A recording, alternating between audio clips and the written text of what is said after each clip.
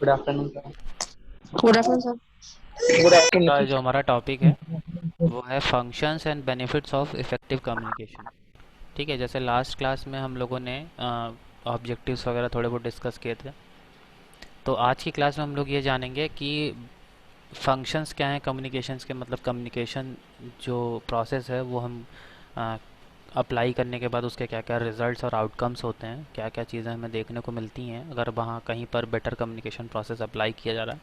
Last class में जैसे मैंने कम्युनिकेशन प्रोसेस को एक्सप्लेन किया था और उसके जो पार्ट्स हैं, ठीक है, उसको डिफाइन किया था हम लोगों ने कि मैसेज क्या होता है, इनकोडिंग डिकोडिंग क्या होती है, शेयर फीडबैक्स क्या होते हैं, ठीक है, सेंडर रिसीवर का बेसिकली काम क्या होता है।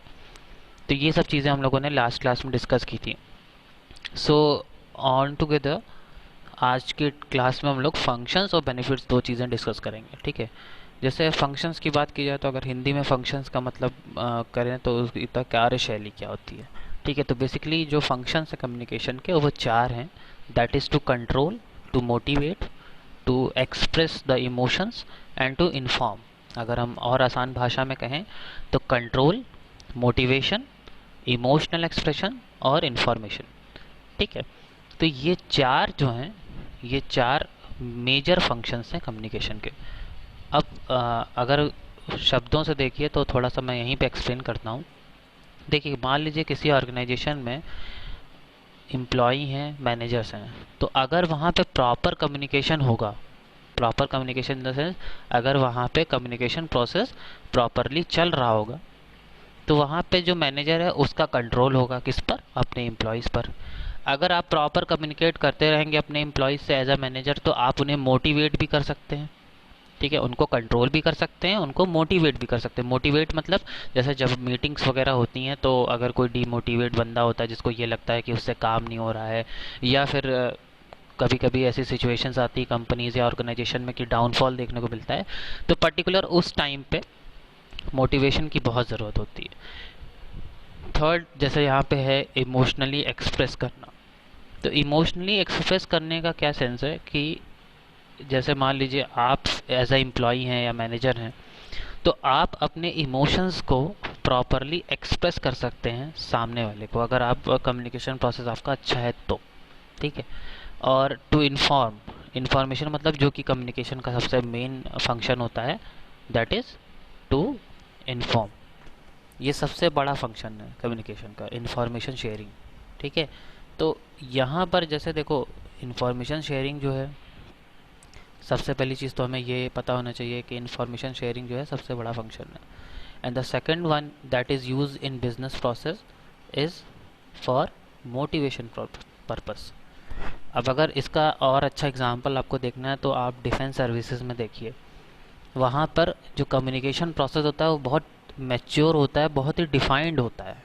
ठीक है, वहाँ पर आप देखोगे जो भी पर्टिकुलर ऑफिसर्स होते हैं आर्मी वगैरह में, नेवी में, एयरफोर्स में, यानी मिलिट्री ऑर्गेनाइजेशंस की बात करें, तो आप देखोगे जब भी वहाँ पे कम्युनिकेशन प्रोसेस अगर आप देखोगे तो उनका कंट्रोल बहुत प्रॉपर होता है। ठीक, और हर चीज़ प्री डिफाइंड होती है वहाँ पे। Oral, written, verbal, non verbal, सारे तरीके के कम्युनिकेशन प्रोसेस प्रॉपरली यूज़ होते हैं। लाइक जब भी ऑफिसर सामने से गुजरता है, the junior one salutes them, मतलब जो भी सीनियर होगा उसको सैल्यूट करते हैं, एंड जो ऑफिसर होता है वो भी उन्हें रिटर्न में सैल्यूट करता है। ठीक, so that is an example of communication process plus non verbal communication. वहाँ पे कुछ बोला नहीं है, सिर्फ सैल्यूट किया, ही रिटर्न सैल्यूट हिम, बट वहाँ पर कम्युनिकेशन प्रोसेस हुआ कैसे हुआ, सेंडर जो था उसने पहले सैल्यूट किया और जो रिसीवर था उसको समझ में आया, उसने फीडबैक भी दिया सैल्यूट करके। सो द वहाँ पे वो चीज़ें क्या शो करती हैं, वो चीज़ें शो करती हैं कंट्रोल को। कंट्रोल जो कि यहाँ पे मेंशन है, कंट्रोल। ठीक, तो जो ऑफिसर्स होते हैं, सीनियर्स होते हैं, उनका अपने जूनियर्स पे पूरी तरीके से कंट्रोल होता है। वो जो भी वो कहेंगे जूनियर्स उसको परफॉर्म करते हैं, ड्यूटीज़ को परफॉर्म करते हैं। ठीक, इन्फॉर्मेशन शेयरिंग तो आपको हर जगह देखने को मिलेगी। जैसे यहाँ पे लिखा हुआ मोटिवेशन, तो प्रॉपरली अगर हम देखें तो मोटिवेशन भी हमें देखने को मिलता है। ठीक, अगर हम डिफेंस सर्विसेज सर्विसेज की बात करें तो मोटिवेशन कैसे देखने को मिलता है, आप देखोगे जब भी युद्ध क्षेत्र में जाते हैं या फिर कहीं पेट्रोलिंग पे जाते हैं तो दे मोटिवेट ईच अदर, एक दूसरे को मोटिवेट करते हैं। जो ऑफिसर्स होते हैं बेसिकली वो नारे लगवाते हैं, है ना, देखा होगा मूवीज़ वगैरह में आपने देखा होगा। So that process is known as motivational process, उसको मोटिवेट करने के लिए कहते हैं। जैसे अगर आप डीमोटिवेट हो रहे हैं तो आपके घर में जो आपके माता पिता या भाई बहन होंगे तो कभी कभी वो भी आपको मोटिवेट करने की कोशिश करते हैं। So basically the functions here defines how communication work in any organisation, किसी भी ऑर्गेनाइजेशन में किस तरह कम्युनिकेशन जो है अपनी कार्यशैली को दिखाता है। अगर आप कहीं कम्युनिकेशन प्रोसेस को प्रॉपरली अप्लाई कर रहे हैं तो ये चार चीज़ें वहाँ पे आपको देखने को मिलेंगी। कि पहली चीज़ तो वहाँ पे कंट्रोल जो होगा वो प्रॉपर होगा, और कंट्रोल सीनियर का जूनियर पे होता है और जूनियर्स का सीनियर पे भी होता है। याद रखो, जैसे मान लो किसी कंपनी को या किसी ऑर्गेनाइजेशन को कोई चेंज लाना है अपने शेड्यूल में या फिर अपनी पॉलिसीज़ में, तो ऐसा नहीं है कि कंपनी ने ऑर्डर जारी कर दिया और सबने मान लिया। कभी कभी डिस्कशन भी करना पड़ता है, ठीक है, एक दूसरे से डिस्कस करते हैं हम लोग। तो ये जो डिस्कशन होता है, ये जो चीज़ें हम लोग एक दूसरे से डिस्कस करके तब पॉलिसीज़ बनाते हैं। जैसे अगर अभी जैसे आप लोग देखते होगे टीवी पे कि गवर्नमेंट ने कोई पॉलिसी बनाई, जैसे अभी एक किसान बिल नाम से एक पॉलिसी आई है, आप लोगों ने पढ़ा होगा सुना होगा टीवी वगैरह पे।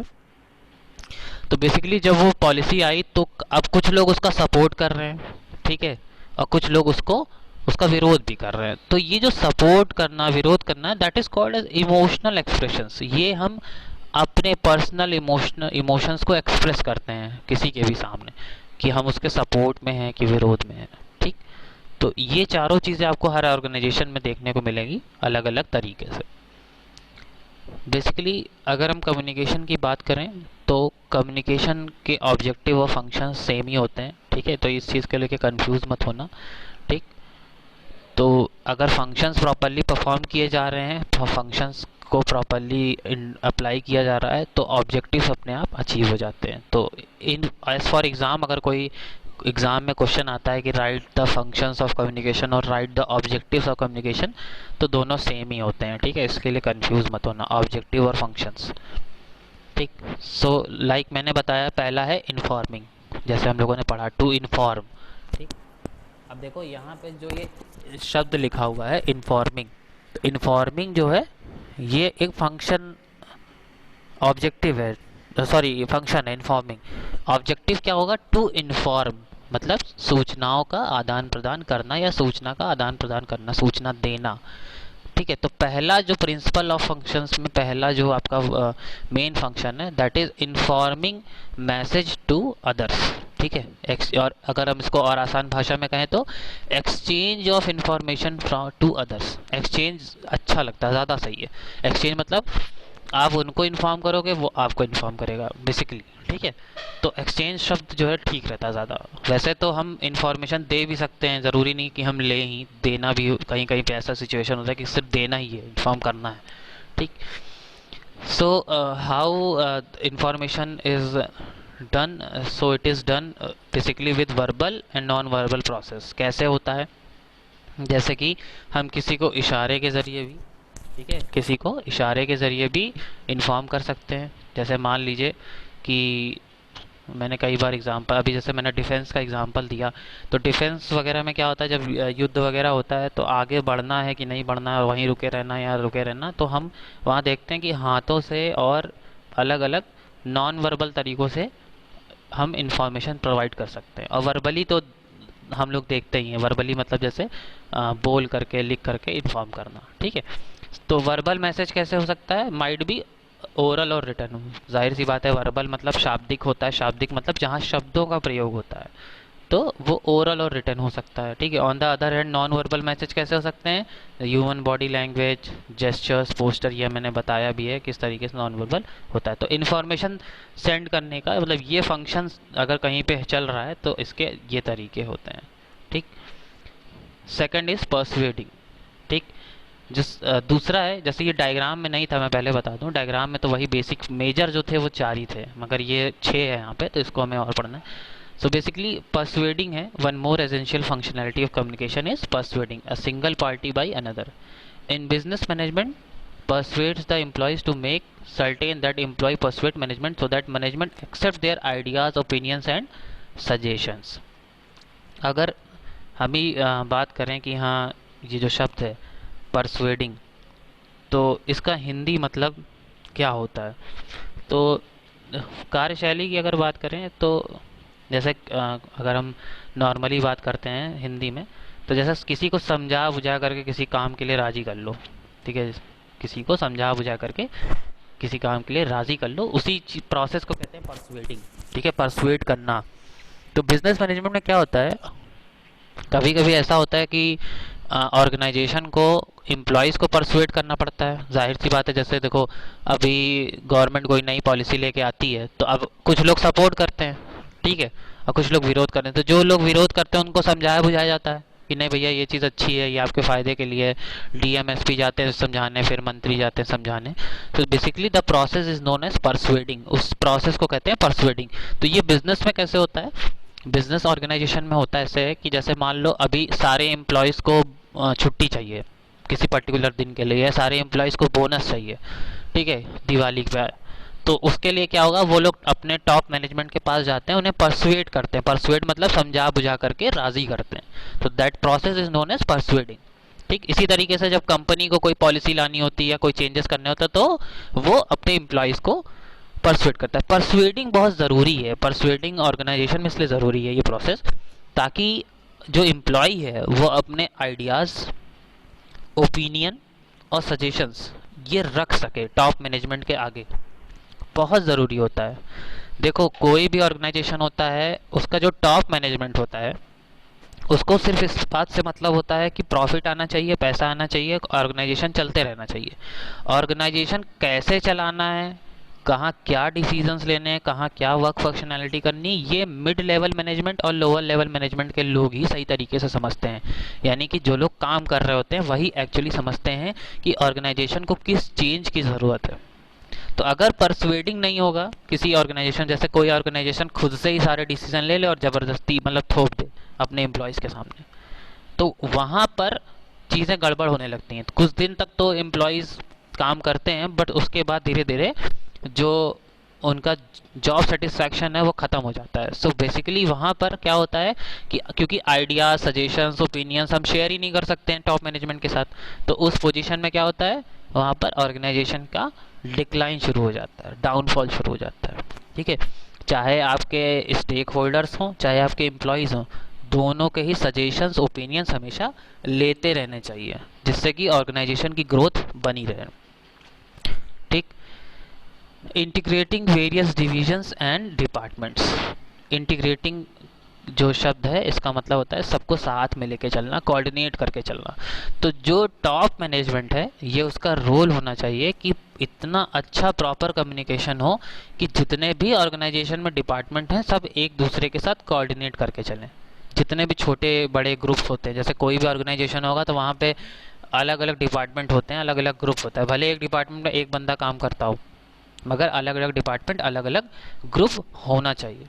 और होगा तो सबको साथ में बैठकर, जैसे हम लोग मीटिंग वगैरह करवाते हैं, तो बेसिकली मीटिंग्स वगैरह इसीलिए करवाई जाती हैं ताकि वहाँ पे सब लोग अपने आइडियाज़, सजेशंस, ओपिनियंस रख सकें। और फिर उसी के ऊपर अगर किसी को लगता है कि नहीं ये सजेशन या ये ओपिनियन या ये आइडिया किसी पर्टिकुलर चीज़ पे जा कर के फेल हो जाएगा, तो जिस डिपार्टमेंट का वो काम है तो हो सकता है अपोजिट डिपार्टमेंट को पता हो कि ये आइडिया कहाँ तक काम करेगा। क्योंकि देखो किसी भी ऑर्गेनाइजेशन में अगर कोई भी आइडियाज़, कोई भी ओपिनियंस, कोई भी सजेशंस को मान करके उस पर वर्क शुरू किया जाता है तो उसका असर सभी के ऊपर जाएगा। ठीक, अभी मान लो जैसे अभी बिजली विभाग वालों ने हड़ताल कर दी है, तो वहाँ पे क्या है कि अब वो लोग कहते हैं कि निजीकरण यानी प्राइवेटाइजेशन नहीं होना चाहिए, इसलिए वो हड़ताल कर रहे हैं। तो अब गवर्नमेंट क्या है, वो डिपार्टमेंट की बात नहीं सुन रही है। तो अभी अगर बिजली विभाग के कर्मचारी काम पे नहीं जाएंगे तो इसका असर कहाँ कहाँ होगा, आप देखोगे तो इसका असर हर जगह, हर फील्ड में होगा। भाई बिजली नहीं आएगी तो दुकानें जो बिजली से चलती हैं स्पेशली वहाँ पे काम रुक जाएगा, इंडस्ट्रियल प्रोसेस जो है वो रुक जाएगा, उसके कारण रेवेन्यू प्रोसेस रुक जाएगा। ठीक है, तो पर्टिकुलर अगर हम एक दिन का भी उठा के देखेंगे तो शायद करोड़ों का नुकसान होता होगा इससे। अगर 4-5 घंटे के लिए टाइमली जो ऑफिस टाइम है, जैसे सुबह 9 से शाम को 6 बजे तक लाइट ही नहीं है, तो जाहिर सी बात है जहाँ जहाँ लाइट के काम से वर्क प्रोसेस चल रहा है वो सारे वर्क प्रोसेस रुक जाएंगे, है ना। तो इसीलिए इंटीग्रेशन बहुत ज़रूरी है डिविजन्स और डिपार्टमेंट में, मतलब एक दूसरे के साथ कोऑर्डिनेशन बहुत ज़रूरी है, कोऑर्डिनेशन ज़रूर होना चाहिए भाई। अगर लाइट ही नहीं होगी तो मोबाइल चार्ज नहीं होगा, लैपटॉप चार्ज नहीं होगा, आप पढ़ाई भी नहीं कर पाओगे। ठीक, तो कहीं ना कहीं आप देखोगे तो सारे सेक्टर्स को लॉस हो रहा है। तो गवर्नमेंट यानी कि जो टॉप मैनेजमेंट है, ये उसका रोल होना चाहिए कि सभी डिपार्टमेंट के लोगों को साथ में लेके चले और जो भी डिसीजंस ले वो सबकी सहमति से ले, सारे डिपार्टमेंट्स के। ठीक, next is creating relationship through external parties. Basically अगर फंक्शंस की बात करें तो ये भी एक है कि एक्सटर्नल पार्टीज में कौन कौन आता है, पहले ये समझो। एक्सटर्नल मतलब जो ऑर्गेनाइजेशन के बाहर के लोग हैं। सबसे पहला होता है कस्टमर, जो कस्टमर होता है वो बाहर का होता है। सप्लायर, सप्लायर मतलब जो आपको रॉ मटेरियल प्रोवाइड करता है, यानी कच्चा माल प्रोवाइड करेगा। ठीक है, इन्वेस्टर मतलब जो आपकी कंपनी में पैसा लगा रहा है। ठीक, और जनरल कम्युनिटी यानी सोशल सोसाइटी। ठीक है, ये लोग होते हैं एक्सटर्नल पार्टीज। और सबसे इंपॉर्टेंट है गवर्नमेंट या गवर्नमेंट ऑर्गेनाइजेशंस।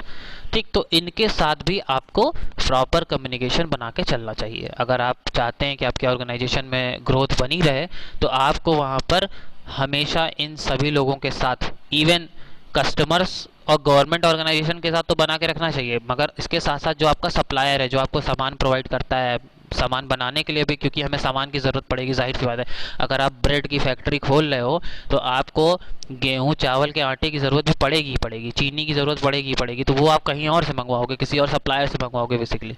तो सप्लायर के साथ भी आपको प्रॉपर कम्युनिकेशन बना के रखना चाहिए, और इन्वेस्टर्स के साथ भी। इन्वेस्टर मतलब जो आपकी कंपनी में पैसा लगा रहे हैं या जो आपके शेयर होल्डर्स हैं, स्टेक होल्डर्स हैं, उनके साथ। और जो सोशल कम्युनिटी है, सोसाइटी है, उसके साथ तो बहुत ज़रूरी होता है कि आप अपने रिलेशनशिप को फॉर्म करके रखिए प्रॉपर कम्युनिकेशन के साथ। अगर आप सोशल नहीं हैं, सोसाइटी में कुछ मदद नहीं कर रहे हैं, सोशल हेल्प नहीं कर रहे हैं, तो भी आपकी कंपनी और ऑर्गेनाइजेशन की इमेज कहीं ना कहीं ख़राब होते हुए दिखेगी हमेशा। आगे जा कर के आपके कॉम्पिटिटर्स इन्हीं चीज़ों में फ़ायदा उठाते हैं, या तो वो आपके सप्लायर को ख़रीद लेंगे, या तो वो आपके इन्वेस्टर्स को बहका देंगे, या कुछ नहीं तो वो सोशल सोसाइटी में ही आपका नाम ख़राब कर देंगे एडवर्टीजमेंट के थ्रू। ठीक है, और गवर्नमेंट का तो कोई भरोसा ही नहीं होता, कभी इसके साथ तो कभी उसके साथ। ठीक है, वो खुद ही स्टेबल नहीं होती है। तो basically this is very necessary to run an organisation and for its growth. Next is improving labour management association. देखो, लेबर मैनेजमेंट एसोसिएशन हो गया, या फिर हम कहें कि अभी हमने पहले पढ़ा क्रिएटिंग रिलेशनशिप, तो ये उन्हीं में से है। जैसे कहना था ना कंट्रोल, ठीक है, इमोशनली एक्सप्रेस करना इंफॉर्मेशंस। तो अगर आप देखो गवर्नमेंट के साथ, एक्सटर्नल पार्टीज़ के साथ अगर आप रिलेशनशिप फॉर्म करोगे तो वहाँ पे भी आपको कंट्रोल देखने को मिलेगा। जैसे आपका खुद का कंट्रोल होना चाहिए आपके सप्लायर और इन्वेस्टर पे। इमोशनली आप उनको एक्सप्रेस कर सको। इमोशनली एक्सप्रेशन हम कैसे करते हैं, जैसे न्यू ईयर आया, दिवाली आया, ईद आई, तो हमें गिफ्ट देने चाहिए वहाँ पर। ठीक है, गिफ्ट्स हम प्रोवाइड करते हैं। ठीक है, अलग अलग टाइप के देखोगे आप। जो डॉक्टर होता है, तो डॉक्टर के यहाँ जो एमआर लोग आते हैं, यानी जो मेडिसिनल रिप्रेजेंटेटिव्स होते हैं, दे बेसिकली क्या करते हैं, वो गिफ्ट्स प्रोवाइड करते हैं। किसको? डॉक्टर को। तो डॉक्टर उनका कस्टमर है, ठीक है, एक तरीके से उनके लिए। ठीक, तो गिफ्ट्स देके क्या करते हैं, वो वहाँ पे बॉन्डिंग अच्छी बनाते हैं। तो बेसिकली वो एक तरीके का कंट्रोल ही फॉर्म करता है आपका। ठीक है, जब आप किसी को गिफ्ट्स देते हो, किसी को टाइम टू टाइम आप उसको किसी तरीके से इंसेंटिव प्रोवाइड कर रहे हो। जैसे ऑर्गेनाइजेशन में भी, ऑर्गेनाइजेशन क्या करती है, छोटे छोटे टाइम पे क्या करेगी, साल में एक बार सैलरी बढ़ा देती है 2-3 हज़ार रुपये। तो वो क्या है, वो कंट्रोल फॉर्म करता है अपने एम्प्लॉयज़ के ऊपर। उससे एम्प्लॉयज़ को लगता है नहीं, मेरी बहुत अच्छी ग्रोथ हो रही है यहाँ पे, मैं बहुत अच्छा ग्रो कर रहा हूँ। तो अब वो बात अलग है कि वहाँ पे वो उतना दे करके उससे 3 गुना फ़ायदा, 4 गुना फ़ायदा या 300 गुना फ़ायदा उठा रहे हैं, मगर वहाँ पर वो उसकी वैल्यूज़ को बढ़ा देते हैं। उसका उस पर्टिकुलर टाइम पे एम्प्लॉयज़ को ये लगता है नहीं, मेरी वैल्यू यहाँ बहुत ज़्यादा है, तो बेसिकली वो वहाँ पे और अच्छा परफॉर्मेंस देने की कोशिश करता है। तो ये कहीं ना कहीं ऑर्गेनाइजेशन का कंट्रोल ही उसके ऊपर बढ़ा देता है। और ऑर्गेनाइजेशन देखो वहाँ पे कंट्रोल बढ़ाते हुए नहीं दिखाती, ऑर्गेनाइजेशन ये शो करती है कि we are emotionally attach to you, हम लोग इमोशनली अटैच्ड हैं। ये एक तरीका होता है जिससे हम एम्प्लॉयज़ को इमोशनली अटैच कर लेते हैं ऑर्गेनाइजेशन के साथ, मगर वो इमोशनल अटैचमेंट कहीं ना कहीं आपको ओवरऑल मैनेजमेंट के कंट्रोल में ला देता है। ठीक है, तो ये चीज़ें होती हैं। हम वहाँ मोटिवेट तो होते हैं, मगर हम कहीं ना कहीं उनके कंट्रोल में चले जाते हैं। तो ये बेसिकली एक तरीके का कम्युनिकेशन प्रोसेस ही है, ठीक, जो कि ऑर्गेनाइजेशन में आपको आगे देखने को मिलेगा।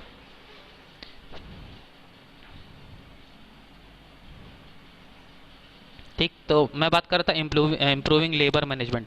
तो लेबर मैनेजमेंट एसोसिएशन को इम्प्रूव करने का सबसे अच्छा तरीका होता है कि जैसे कहीं ऑर्गेनाइजेशन में लेबर बहुत ज़्यादा काम करते तो आप लोग देखोगे वहाँ पे यूनियन क्रिएट हो जाता है, यूनियन बन जाता है। तो बेसिकली यूनियन में क्या होता है कि कोई भी डिसीजन लिया जाता है तो यूनियन की राय सलाह से, राय मशवरा से लिया जाता है। तो वहाँ पे क्या होता है, एक अच्छा कम्युनिकेशन प्रोसेस इस्टेब्लिश होता है, जिसकी वजह से ऑर्गेनाइजेशन में डिस्टर्बेंस कम से कम होती है। ठीक, तो हमें हमेशा ये मैनेजमेंट तो लेके चलना ही पड़ेगा। ठीक, अभी हम लोग नेक्स्ट बात करते हैं बेनिफिट्स की। Okay, so what are the benefits of effective business communication. सबसे पहले तो जो हम लोगों ने फंक्शन पढ़ा है, तो अगर फंक्शन में किसी को कुछ पूछना है तो यू कैन आस्क। अगर किसी को फंक्शंस में कुछ पूछना है, किसी भी पॉइंट में कोई कंफ्यूजन हो तो आप पूछ सकते हैं। एनीवन? जो भी अभी हम लोगों ने डिस्कस किया सारे पॉइंट समझ में आ गए? देखो, जो अभी हम लोगों ने पढ़ा था ना इसके पहले, जैसे स्टार्टिंग में मैंने पढ़ाया था आपको ये वाला पॉइंट, ठीक है, control, motivate, emotional expression and information.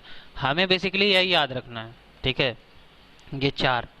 But as per process, जैसे हम बात करते हैं किसी ऑर्गेनाइजेशन की, तो ऑर्गेनाइजेशन देखो इंफॉर्मेशन भी प्रोवाइड की जाती है, ठीक है, परसुएडिंग होती है। परसुएडिंग का मैंने मतलब बताया, समझा बुझा करके काम करवाना।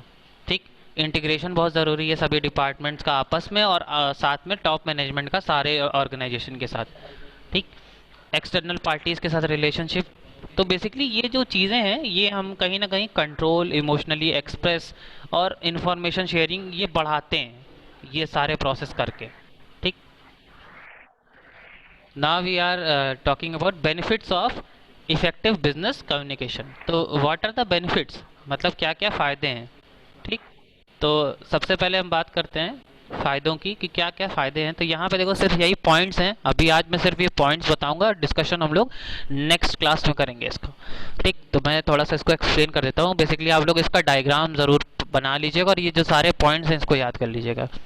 ठीक, नेक्स्ट क्लास में जब हम लेंगे तो इसके एग्जाम्पल्स और इसके डिटेलिंग पे बात करेंगे। तो जैसे नंबर वन है, ऊपर से देखना शुरू करते हैं। नंबर वन, ठीक, number one is increased productivity. अब जैसे देखो पहले हम लोगों ने फंक्शंस की बात की, तो मैंने बताया कि अगर आप बिजनेस कम्युनिकेशन का फंक्शन अच्छा रखते हो, आपके साथ आपके एम्प्लॉयज़, लेबर, आपका जो स्टाफ है उसके साथ आपका बिहेवियर, आपके ऑर्गेनाइजेशन का जो टॉप मैनेजमेंट है उसके संबंध बहुत अच्छे हैं, तो इससे क्या होगा, जो एम्प्लॉई है, लेबर क्लास है, वो मोटिवेट होगा। मोटिवेट मतलब वो ऊर्जावान रहेगा, उसको और काम करने की इच्छा करेगी। तो कहीं ना कहीं जब वो काम अच्छे से करेगा तो उससे प्रोडक्टिविटी इंक्रीज होती है। What is productivity? प्रोडक्टिविटी मतलब प्रोडक्शन, ठीक है, production factor is known as productivity. तो प्रोडक्टिविटी वहाँ पे बढ़ेगी, मतलब हर एम्प्लॉयज़ की कार्य करने की क्षमता जो होती है, बेसिकली प्रोडक्टिविटी का जो हिंदी मतलब है वो है कार्य करने की क्षमता। तो कार्य करने की क्षमता बढ़ती है अगर वो बंदा मोटिवेट होता है कायदे से, तो वो हमेशा और अच्छे से अच्छा परफॉर्मेंस देने की कोशिश करेगा, तो वहाँ पे प्रोडक्टिविटी हमेशा इंक्रीज होती है। ठीक, number two is strong decision making. अब देखो अगर तुम्हारा लेबर यूनियन के साथ, एम्प्लॉयज़ के साथ बहुत अच्छे संबंध हैं, बहुत अच्छे से आप लोगों का रिलेशनशिप फॉर्म है ऑर्गेनाइजेशन में, मतलब मैनेजर और एम्प्लॉय के बीच में, तो आप कोई भी डिसीजन लोगे it will be behave as strong, मतलब वो हमेशा स्ट्रांग होगा, लूज नहीं होगा। जैसे गवर्नमेंट कोई डिसीजन लेती है तो वो स्ट्रांग डिसीजन लेती है, मतलब ले लिया तो ले लिया, अब पीछे नहीं हटेंगे, भले कितना इसका विरोध हो, क्या हो। तो अगर आपका कम्युनिकेशन प्रोसेस अच्छा है, आपको लगेगा कि नहीं 50-60% लोग मेरे साथ हैं, तो हमेशा वहाँ पर लोग स्ट्रांग डिसीजन मेकिंग ले सकते हैं। एज अ मैनेजर आप स्ट्रांग डिसीजन मेकिंग ले सकते हैं। ठीक, number three is quicker problem solving, मतलब अगर आपका देखिए सबके साथ प्रॉपर कम्युनिकेशन इस्टेब्लिश है, सारे लोगों के साथ, कोई भी ऑर्गेनाइजेशन में छोटी प्रॉब्लम भी आती, मान लीजिए कहीं पर कोई मशीन ख़राब हो गई या फिर आज 10 लोग छुट्टी पे चले गए, तो वहाँ पर कोई ना कोई प्रॉब्लम ऑर्गेनाइजेशन में रोज आती है, तो तुरंत आप उसको फाइंड भी कर सकते हो उसका सोल्यूशन। ठीक, अगर आपका कम्युनिकेशन प्रोसेस स्ट्रांग है तो आप उसका प्रॉब्लम का सोल्यूशन भी आसानी से तुरंत फाइंड कर लोगे। क्यों? क्योंकि फिर आप सबसे ओपिनियन ले रहे हो, आप सबसे सजेशंस ले रहे हो, आप सबके आइडियाज़ को सुन रहे हो, तो जाहिर सी बात है जब आप सबके साथ परsuading बिहेवियर रखोगे तो आपके जो प्रॉब्लम्स होंगे वो जल्दी सॉल्व हो जाएंगे। ठीक। Number 4 is healthier business relationship. As like मैंने फंक्शंस में बताया पहले भी कि अगर आप अपने सप्लायर्स, गवर्नमेंट ऑर्गेनाइजेशंस, कस्टमर्स और आपके जो स्टेक होल्डर्स हैं, इन्वेस्टर्स हैं, आप उनके साथ रिलेशनशिप फॉर्म करके रखते हो अच्छे से, then your business relationships are always be healthier. मतलब वो हमेशा मजबूत होंगे, ठीक है, और स्वस्थ होंगे। स्वस्थ मतलब वो लूज नहीं होंगे। कोई और कॉम्पिटिटर मार्केट में आ गया आपकी जगह पे तो इतनी आसानी से आपके बिजनेस को इफेक्ट करने वाला नहीं। एज फॉर एग्जांपल मैं एक एग्जांपल देता हूँ। मैगी का नाम सबने सुना होगा। मैगी बेसिकली क्या करता है, उसका जो फ्लेवर है कई सालों से बना हुआ है। इवन मैगी की जगह आज मार्केट में पचासों तरीके के नूडल्स हैं, चाहे वो येपी का हो, पतंजलि का हो, बट जो मैगी का रिलेशनशिप है अपने कस्टमर्स के साथ, अपने इन्वेस्टर्स के साथ या फिर अपने स्टेक होल्डर्स के साथ, वो इतना हेल्दी है कि उसकी इतनी छाप बन चुकी है मार्केट में कि कोई और भी कॉम्पिटिटर आ जाएगा तो वो उसको ब्रेक नहीं कर सकता, उसकी इमेज को ब्रेक नहीं कर सकता।